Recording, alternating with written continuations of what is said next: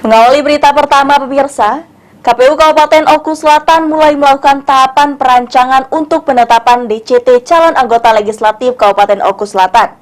Penetapan DCT tersebut diumumkan pada 4 November 2023 mendatang.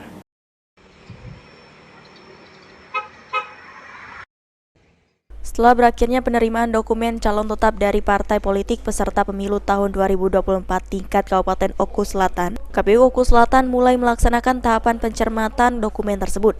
Masa pencermatan dokumen DCT dimulai sejak 24 September hingga 3 Oktober. Rentan waktu ini dimanfaatkan oleh partai politik peserta pemilu untuk melakukan perubahan rancangan daftar calon sementara yang diserahkan sebelumnya.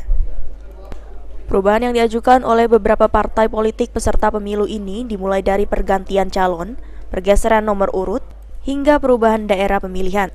Sebagaimana tahapan verifikasi administrasi peserta pemilu yang dimulai sejak 4 hingga 18 Oktober 2023 mendatang, KPU Oku Selatan mulai melakukan verifikasi dan akan dilanjutkan dengan penetapan daftar calon tetap pada 3 November 2023 serta diumumkan pada esok harinya.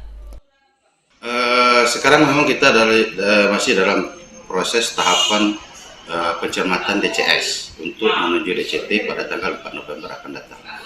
Jadi dalam proses, kalau dari partai politik sudah selesai, tinggal kami dari pihak KPU untuk memverifikasi terkait dengan perubahan-perubahan nomor urut, perubahan calon yang dari partai politik itu yang sekarang kita sedang cermati. Sejauh ini ada beberapa partai Pak yang mengusulkan pergantian nomor caleg ataupun nama caleg. Ada beberapa partai, tapi ya jumlah dan nama-namanya itu tidak bisa saya sebutkan. Itulah yang sedang kita verifikasi sekarang ini. Sri Fitriana, PAL TV.